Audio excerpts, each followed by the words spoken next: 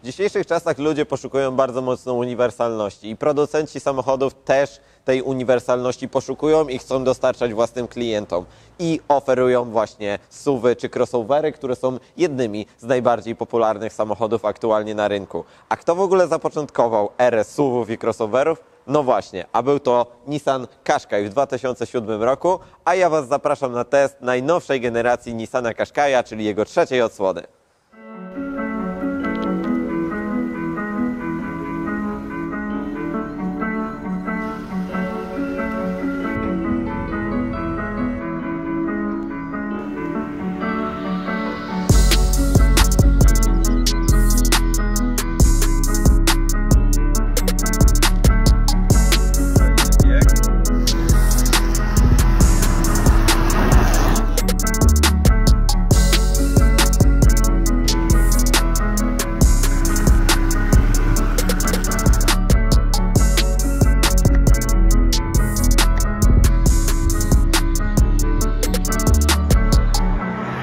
Bardzo dobry objaw, czyli zatrzymywanie awaryjne.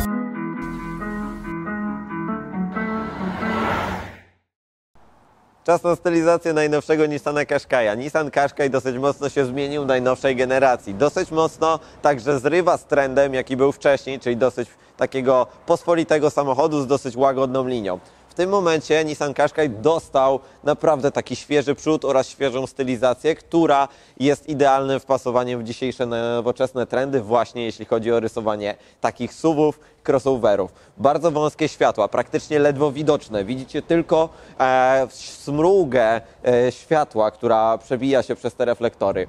Bardzo duża maska ze sporą ilością przetłoczeń. Co ciekawe, cały samochód jest także narysowany dosyć mocno obło, ale faktycznie te niektóre przetłoczenia bardzo dużo akcentu mu dodają. Oczywiście duży chromowany grill, jeśli chodzi o tą jaskółkę, a także sporo pianobleków, jeśli chodzi właśnie o ten przedni grill. Spore logo Nissana i dosyć ciekawa stylizacja.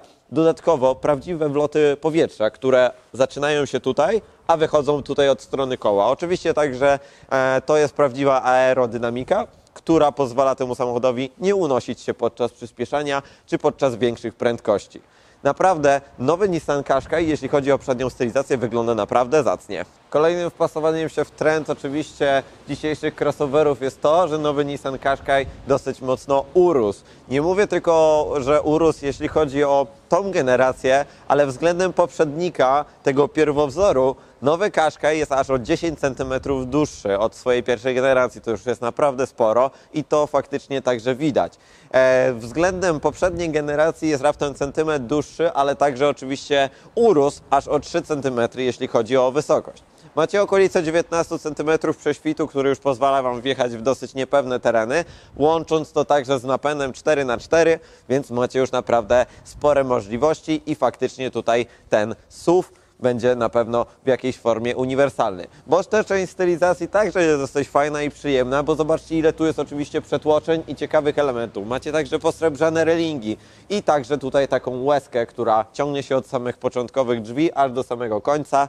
Oczywiście też dosyć ładnie tą linię podkreślając i dosyć ciekawym stylistycznym zabiegiem, który jest dosyć często dzisiaj stosowany, to jest zejście, jeśli chodzi o tylny błotnik oraz dach, do takiej małej łezki. Troszeczkę takie małe nawiązanie do Lexusa mi się tutaj przypomina, do modelu RX, bo tam też takie coś właśnie było zastosowane. Ogólnie cały samochód dosyć wygląda ciekawie i świeżo stylistycznie, a i także wpasowuje się właśnie w ten trend, że te samochody jednak dzisiaj rosną.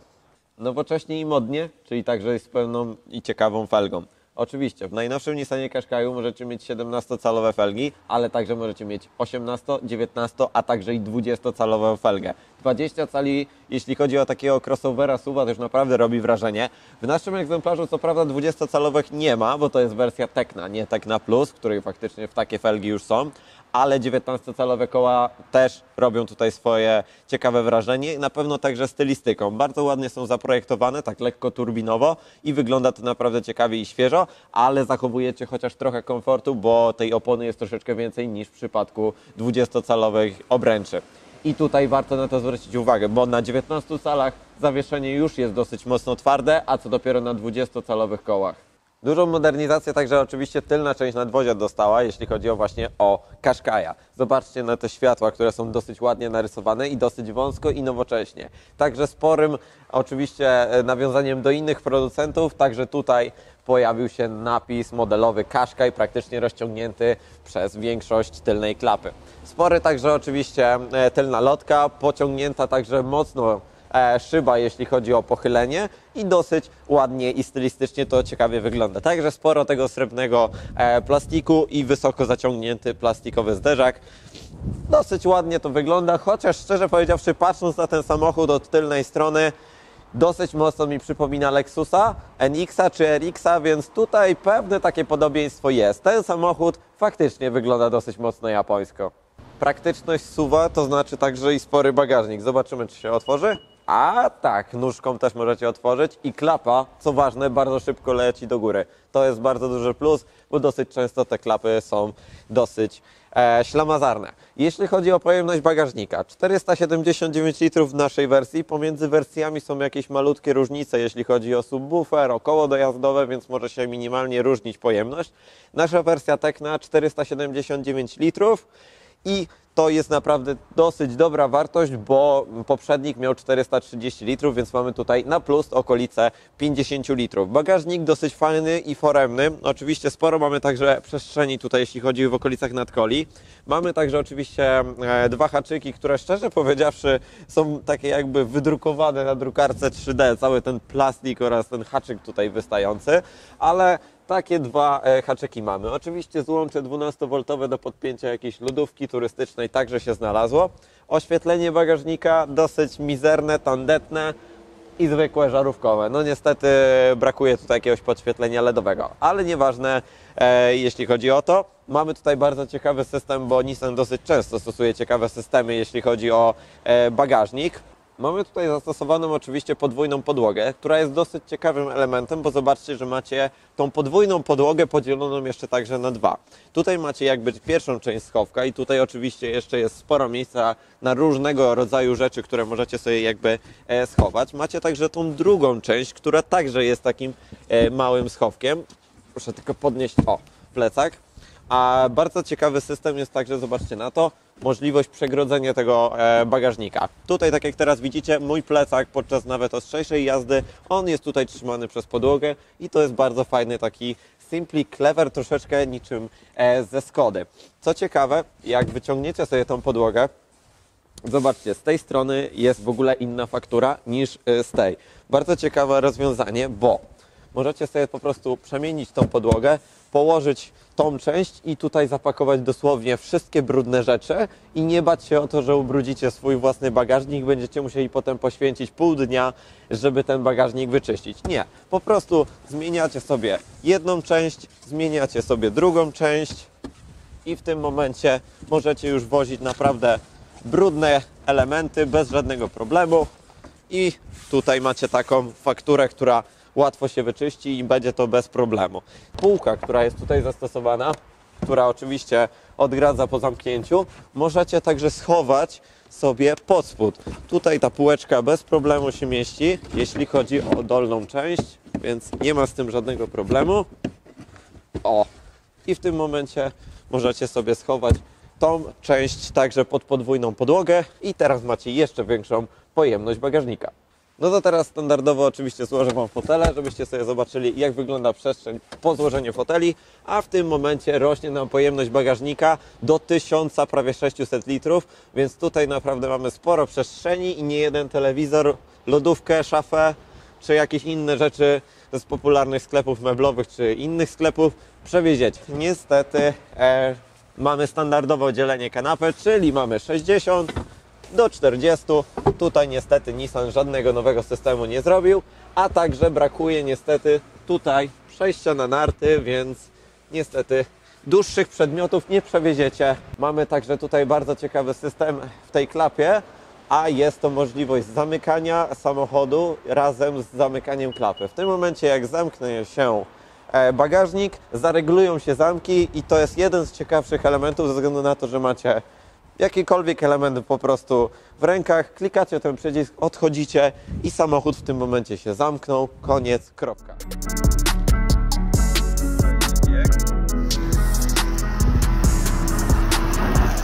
Paleta silnikowa w Nissanie Qashqai aktualnie jest dosyć uboższa niż była, bo poprzednia generacja miała naprawdę sporo silników, bo tam były moce od 110 koni nawet do 163 koni i były silniki benzynowe, silniki diesla w różnych pojemnościach. Aktualnie pod najnowszą generacją, maską najnowszej generacji Nissana Qashqai znajdziecie jeden silnik. Tak, jeden silnik, macie tutaj pojemność 1.3, a dokładnie tak zwany silnik Dicte, a 1.3 pojemności, 4 cylindrach. To jest silnik zapożyczony oczywiście i wymieniany z Renault, bo możecie także ten sam silnik znaleźć w Renault Arkanie czy w Renault Kadżarze, z tego co pamiętam, więc to jest ta sama jednostka. Macie dwa pakiety mocy, 140 oraz 158 koni. Ten słabszy oczywiście jest także możliwy do kupienia razem z skrzynią manualną sześciobiegową. On ma wtedy 140 koni i tam 240 Nm. A nasz silnik, taki jak mamy w naszej testówce, to jest silnik już ten mocniejszy, 158-konny z momentem 260 Nm i połączony jest ze skrzynią CVT zwaną X-Tronic. Te silniki zbytnio niczym się nie różnią, oprócz oczywiście oprogramowania silnika, bo turbina i osprzęt jest identyczny, różnią się tylko i faktycznie jednak softwarem. Silnik jest mało dynamiczny.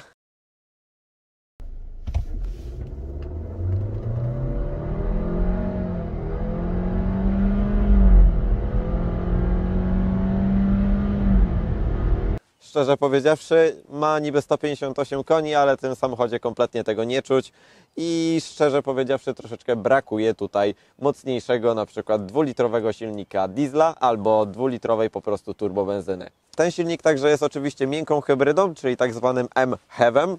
To nie jest taka zwykła hybryda, jak często Wam pokazujemy, na której na przykład na prądzie można pokonać jakikolwiek dystans. Nie. Mild Hybrid to jest oczywiście system, który odpowiada za to, żeby rozrusznik, system start-stop działały lepiej. To jest taka niewielka bateria, niczym dosłownie z kalkulatora, umieszczona gdzieś w samochodzie. To jest wtedy instalacja 48V. Do tego jest mocniejszy rozrusznik i to pozwala Wam płynnie ruszać w korku z takiego właśnie silniczka elektrycznego i ruszać w tej pierwszej fazie w korku oraz wtedy system start-stop o wiele działa płynniej i to faktycznie czuć i to tyle jeśli chodzi o jednostkę silnikową w Nissanie Qashqaiu. Niestety szkoda, że dzisiejsze samochody nawet takich wielkości mają tak małe silniki. Czas na wnętrze. A wnętrze w najnowszym Qashqaiu też ma dosyć dużo do powiedzenia świeżości, jeśli chodzi o stylistykę, bo wsiadacie do Nissana i czujecie się troszeczkę tak luksusowo, bym powiedział. Tu jest tak jakby troszeczkę luksusowo. A to już oczywiście dzięki temu, że mamy sporo ciekawych faktur i ciekawych także materiałów. Szybkie zapoznanie z materiałami. Mamy oczywiście miękki materiał tutaj na podszybiu. Macie także bardzo dużo ilości takiej skóry, która jest także przeszyta bardzo ładną nitką i ta skóra się ciągnie przez całą szerokość samochodu, a także i na boczkach. Co ciekawe, ta skóra jest taka troszeczkę jak kiedyś welury były właśnie w samochodach japońskich, one były takie niebieskie. Ona też jest farbowana na taki właśnie kolor. Co ciekawe, mamy czarną skórzaną tapicerkę tutaj wewnątrz, ale faktycznie boczki czy deska rozdzielcza jest już w takiej właśnie lekko zabarwionej na niebiesko skórze. Rozświetlę tutaj, co tu się w ogóle dzieje. A tutaj dzieje się dosyć sporo. Oczywiście, przed nami, przed oczami kierowcy mamy dwa wyświetlacze. Jeden przezierny, prawie 11-calowy przezierny wyświetlacz head-up display, który mamy zlokalizowany tutaj i wyświetlany na tej szybie, jest po prostu bardzo duży. Macie dużą prędkość, macie także wskazówki z nawigacji, macie także oczywiście wskazówki z aktywnego tempomatu, czyli systemu ProPilot. Przed oczami kierowcy także macie nowoczesny ekran multimedialny, który wyświetla oczywiście prędkość i wszystkie parametry odnośnie całego systemu inforozrywki i także właśnie systemów jazdy. Tutaj naprawdę też się sporo dzieje. Sterujecie oczywiście tym z lewej strony kierownicy, a z prawej strony kierownicy czeka na Was właśnie system ProPilot. Tutaj naprawdę sporo się dzieje i dużo ustawień jest także możliwych do wyświetlenia oraz zbadania, co w tym samochodzie się dzieje.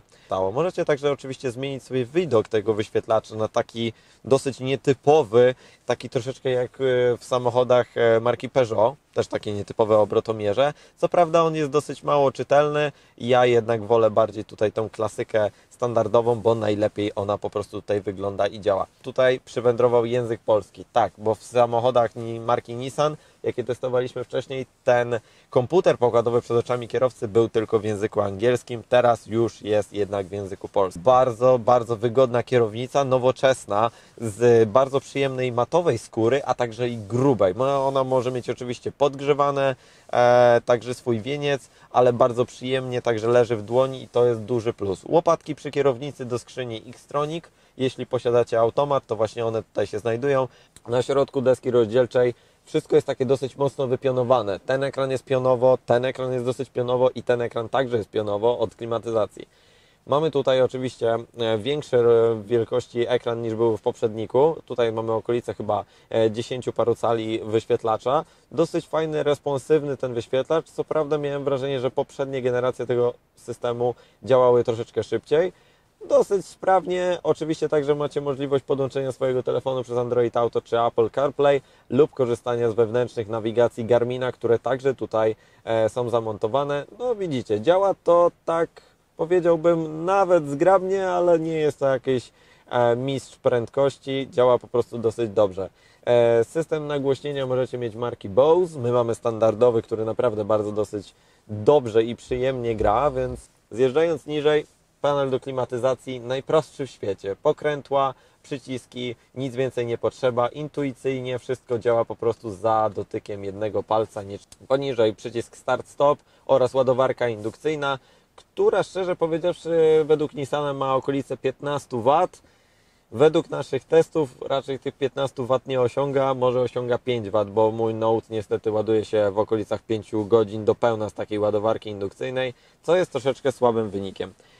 Także sporej wielkości telefony mogą się tu w pewnym momencie nie mieścić. Mój Note mieści się dosłownie tutaj na styk i jeszcze mamy tutaj takie ciekawe rozwiązanie w formie nowoczesnych piano blacków. Takim drewienkiem, takim fakturą, która tutaj tak dosyć ciekawie wygląda, ale niestety także dosyć mocno się palcuje i to jest taki element dosyć nieestetycznie wyglądający. Gałka do zmiany biegów, jeśli chodzi tak zwany shift by wire, odnośnie skrzyni CVT, a tak zwanej Xtronic dla Nissana, dosyć przyjemnie rozwiązana. Przód macie wsteczny, do tyłu macie drive, więc tutaj po prostu wszystko działa na zasadzie posuwania do przodu czy do tyłu. A za tym mamy jeszcze także selektor, jeśli chodzi o tryby jazdy i podłokietnik, który mamy dosyć miękki, szczerze powiedziawszy. Co prawda nie jest regulowany do przodu czy do tyłu, a jedynie macie pod jego wieczkiem, macie także USB-A i USB-C do podłączenia Waszego smartfona.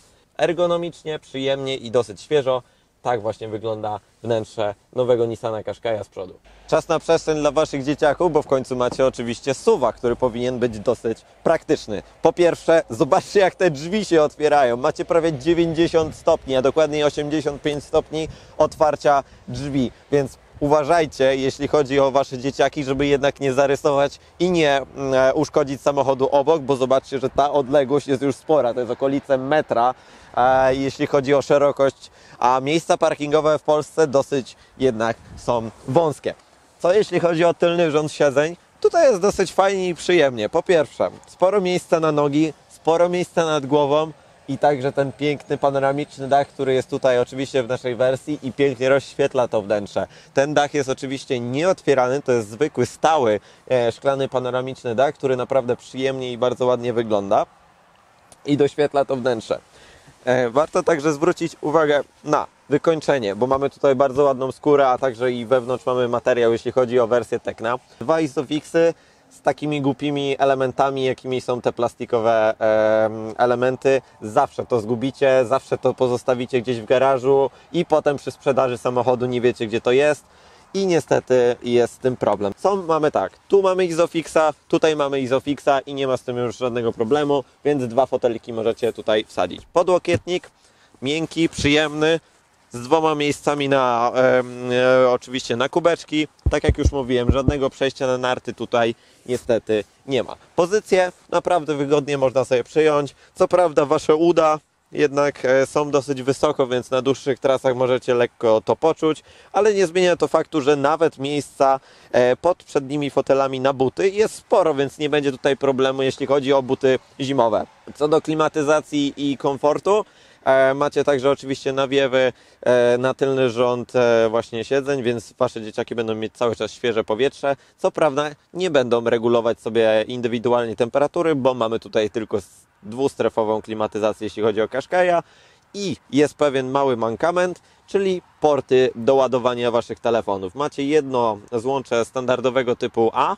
czyli tego starszego, oraz jedno złącze USB-C, więc jednak jedno dziecko będzie musiało mieć nowy standard, a drugie starszy, żeby jednak ładować w tym samym czasie. I to ogólnie raczej tyle, jeśli chodzi o tylny rząd Nissana Qashqai'a.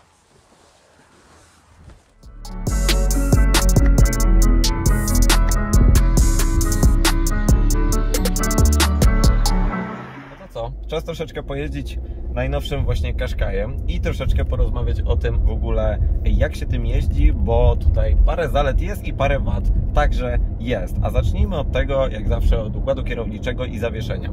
Ja w większości, jeśli chodzi o Nissany, przez wszystkie te nasze testy byłem przyzwyczajony do tego, że układ kierowniczy jest bardzo bezpośredni. Dosłownie każdy ruch kierownicą jest bardzo mocno wyczuwalny od razu na reakcji zawieszenia i kół, a tutaj jest, szczerze powiedziawszy, troszeczkę tego odwrotność, bo układ kierowniczy jest troszeczkę taki jak przez gumkę recepturkę. Teraz mamy 2 zakręty i ogólnie prowadzenie tego samochodu jest dosyć mocno pewne. Tu nie ma żadnych problemów, jeśli chodzi o pokonywanie zakrętów, ale jednak musicie większy kąt wziąć, żeby ten zakręt jednak pokonać. Więcej musicie się tą kierownicą troszeczkę nakręcić i jednak na środku ta gumka recepturka, o której już nieraz Wam wspominałem, także tutaj jest, a w Nissanach typu Nissan Juke czy Nissan Leaf kompletnie takiego elementu nie było i to jest taka troszeczkę moje małe rozczarowanie. Co do zawieszenia. Zawieszenie mamy oczywiście tutaj z przodu kolumnę MacPhersona, z tyłu mamy wielowahacz w naszej wersji. W tańszych wersjach macie także oczywiście belkę skrętną, a od wersji chyba już N-Connect albo wersji Tecna, taką jak my mamy, jest już zawieszenie wielowahaczowe, które poprawia dosyć mocno prowadzenie tego samochodu, ale mam tutaj pewne małe zastrzeżenie, jeśli chodzi o komfort.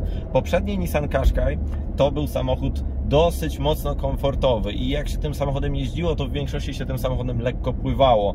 Takie były odczucia. Jeśli chodzi o nowego Nissana Qashqai'a, tutaj zawieszenie zostało raczej przeprojektowane i szczerze powiedziawszy jest aż za twarde. W tym momencie większość takich nierówności poprzecznych czy dziur na kołach 19-calowych, które mamy, jest dosyć mocno wyczuwalne. I wszystkie studzienki czy nasze polskie drogi są mocno irytujące w tym samochodzie, co może troszeczkę zniesmaczyć poprzednich użytkowników właśnie generacji drugiej Qashqai'a, który był kompletnie czymś jednak innym. Tutaj jest mocno sztywno, mocno twardo i troszeczkę moim zdaniem za twardo, a w szczególności kiedy wybierzecie wersję Tecna Plus, gdzie macie 20-calowe koła, może być już troszeczkę przesyt, jeśli chodzi właśnie o tą twardość. Co ciekawe, samochód jest sztywny, twardy, ale jednak ruchy kierownicą powodują to, że ten samochód dosyć mocno się buja na lewo i prawo.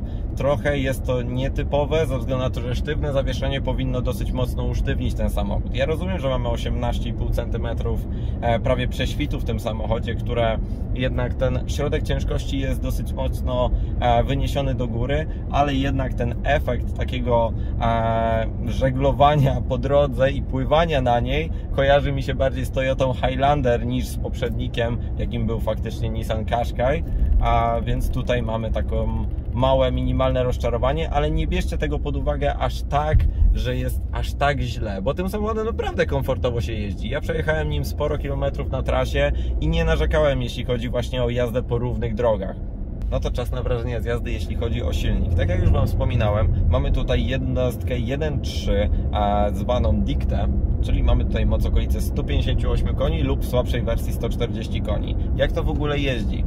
Jeździ dosyć elastycznie, ale nie żwawo. To jest pewien problem Qashqai'a, bo myślałem ogólnie, że ten samochód przy 158 koniach i w tym turbodoładowanym silniku będzie bardziej żwawy. On nie mówi, że nie jest elastyczny, bo ja naciskam pedał przyspieszenia i po prostu przyspieszamy i w miarę dosyć szybko także przyspieszamy.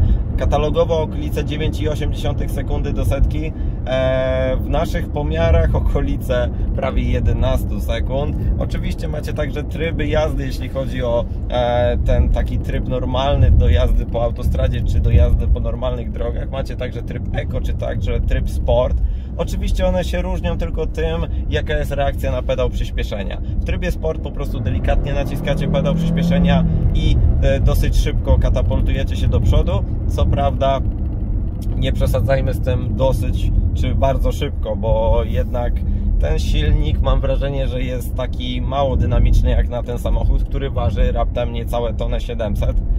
Brakuje tutaj po prostu silnika dwulitrowego, takiego wiecie, dwulitrowe turbo albo po prostu dwulitrowy jakiś dobry wolnossak, bo jednak ten mały silnik ma pewną dużą wadę i jest nią właśnie spalanie. Spalanie w tym samochodzie po przejechaniu okolicy 800 km tym samochodem, jeżdżąc w trybie mieszanym, autostrada, miasto i tak dalej, on mi pokazuje teraz 9,7 litra, jeśli chodzi o spalanie. To jest po prostu absurdalny lekko wynik jak na samochód tej klasy. Wynik 9,7 litra w kompaktowym SUV-ie średniej wielkości to jest zły wynik, szczerze powiedziawszy. A jeszcze gorszy wynik jest wtedy, kiedy ja wjechałem, odbierając ten samochód, wjechałem do centrum Warszawy, oczywiście w godzinę 16, czyli w korki. Wtedy zaczęło się już palenie okolice 12, nawet 13 litrów na 100. Tak, ale po dłuższej jeździe oczywiście trochę tego samochodu można się nauczyć i da się zejść do wyniku 8,5 litra. Na malutkie sprostowanie, jeśli chodzi o spalanie. I teraz jadę kolejną trasę do Warszawy i Qashqai pozytywnie dosyć mocno mnie zaskoczył, bo zobaczcie, że mamy 8 litrów. 62 km pokonane, cały czas prędkość na tempomacie 140. Oczywiście jak ktoś wjedzie, to troszeczkę mniej zmniejsza się ta prędkość, ale tak, w większości okolice 120 do 140 km na godzinę mamy spalanie 8 litrów, więc tak, jest już trochę sympatycznie, co nie ukrywam, że nadal 8 litrów nie jest mało, ale i tak już jest lepiej niż okolice 9,5 litra, więc jest bardzo dobrze. Jeszcze zwróćcie uwagę sobie, jeśli chodzi o szum. Aktualnie jedziemy 140 km na godzinę.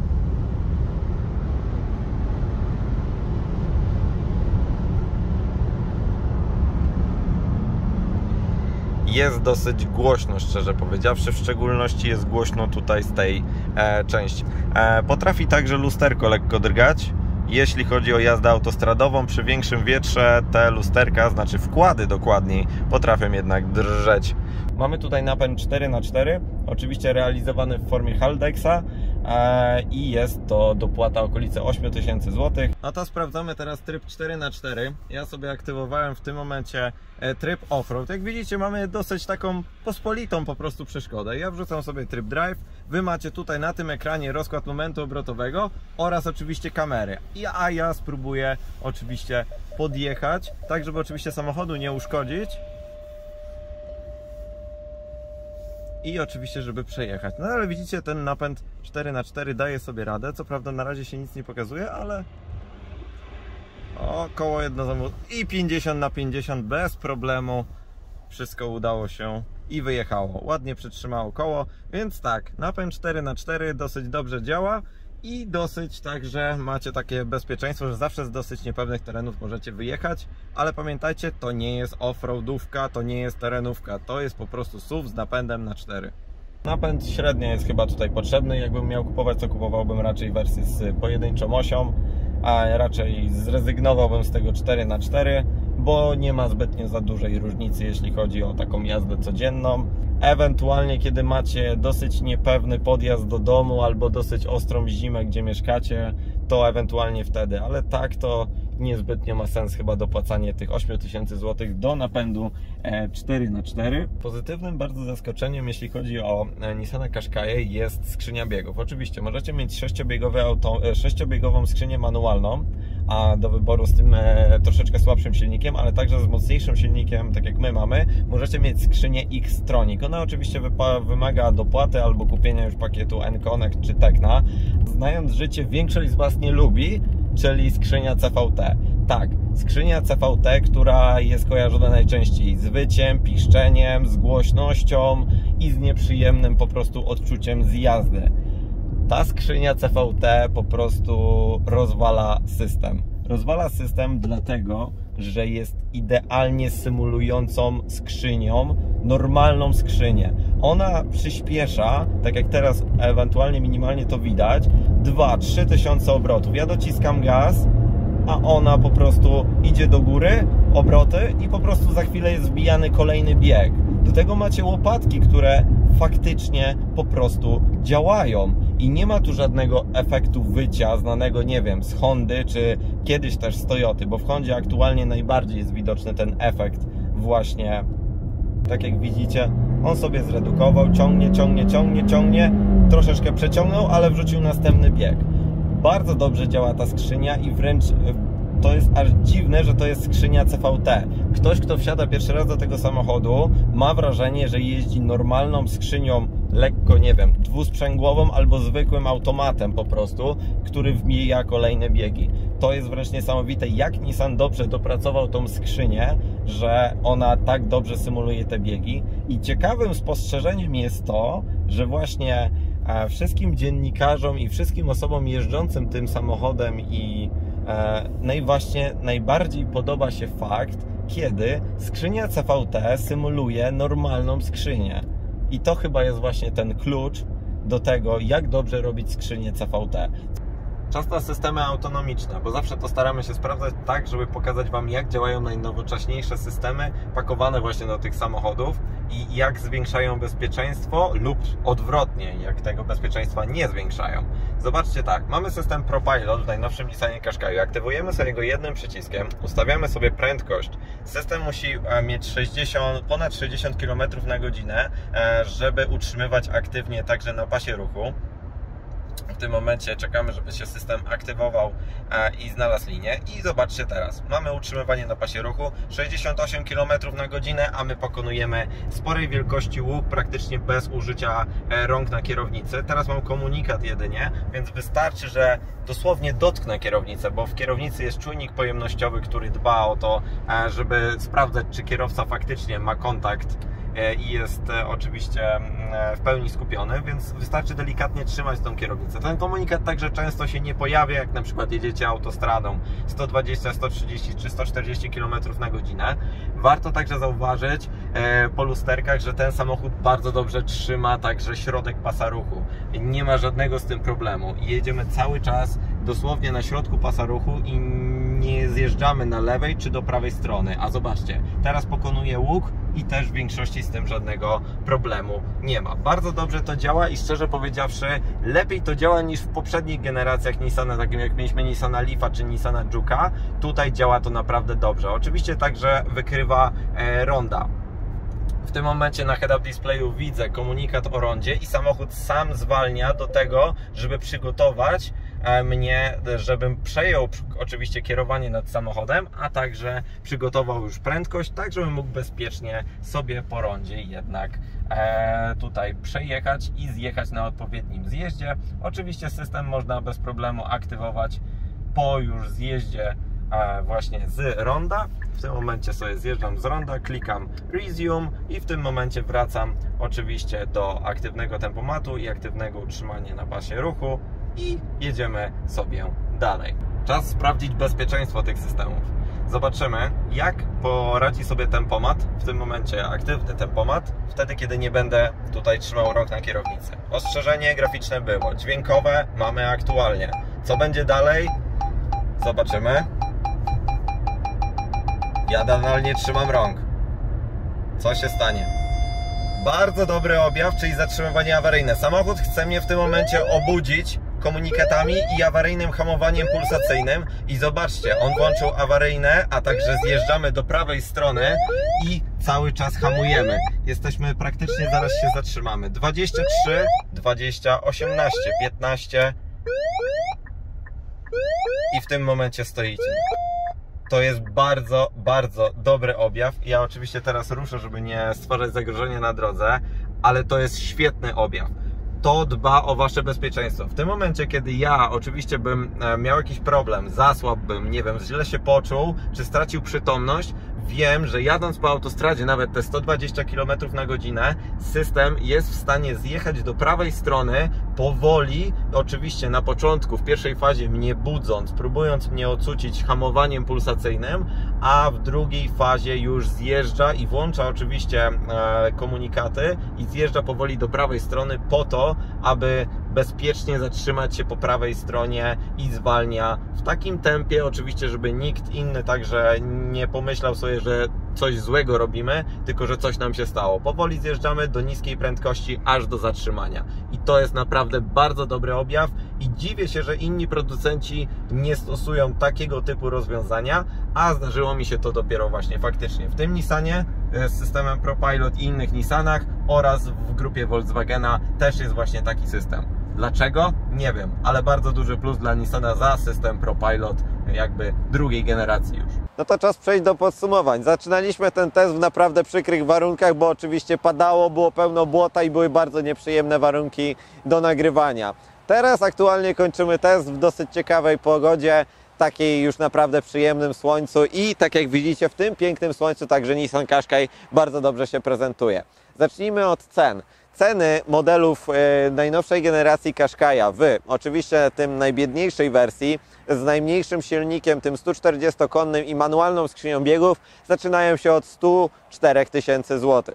Średnia wersja wyposażenia już jest okolice 145-146 tysięcy złotych i wtedy już macie ten sam silnik, co my mamy w naszej testówce, czyli 158 koni i tą ciekawą skrzynię CVT, tak, CVT, zwaną X-Tronic i napęd tylko na przednie koła. Nasza wersja testowa to jest okolice 172 tysięcy złotych i to jest wersja Tecna Plus z napędem 4x4. Dopłata do samego napędu to jest okolice 8 tysięcy złotych i tak jak już wspominałem, ja sam nie wiem, czy chciałbym wybrać ten napęd przy zakupie. Jeśli mieszkałbym na wsi i dojeżdżał codziennie po niepewnych terenach, faktycznie może zdecydowałbym się na ten napęd 4x4, bo zawsze jest to jakaś pewna doza bezpieczeństwa, aby wyjechać codziennie do pracy. Ale jeśli mieszkacie w mieście czy w artylerii miejskiej, to raczej wybrałbym wersję tańszą z napędem na przednią oś, co może także wpłynąć oczywiście na spalanie.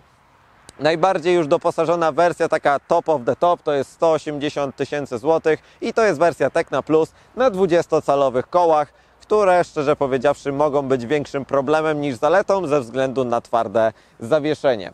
Co ogólnie ja sądzę o Nissanie Qashqai'u? Nissan Qashqai w trzeciej generacji dobrze, że został bardzo mocno odświeżony. On stylistycznie przykuwa bardzo wzrok w mieście i także przechodniów, więc tutaj naprawdę jest bardzo dobrze. Świeży na zewnątrz, ciekawy stylistycznie zaprojektowany na nowo w środku, a także i ma bardzo ciekawe i bardzo dobrze zrobione systemy bezpieczeństwa i także wspomaganie jazdy, za co bardzo duży plus.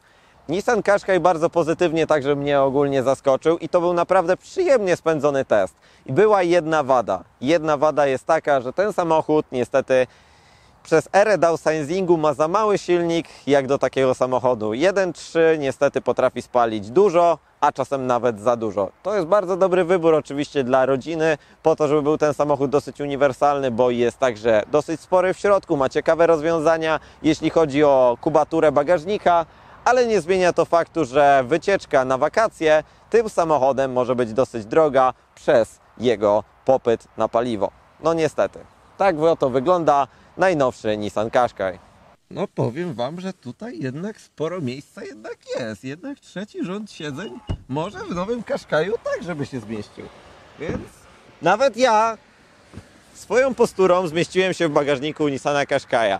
A Wy oczywiście nie zapomnijcie subskrybować kanału Motookiem, bo takich samochodów, tych praktycznych, tych mniej praktycznych oraz tych bardziej paliwożernych czy mniej paliwożernych znajdziecie już na naszym kanale oczywiście sporo. Nie zapomnijcie o dzwoneczku, subskrypcji, a także i odwiedzeniu naszych social mediów czy naszej strony motookiem.pl po to, żeby zobaczyć galerię zdjęciową czy także pełen artykuł. Do zobaczenia w następnym odcinku.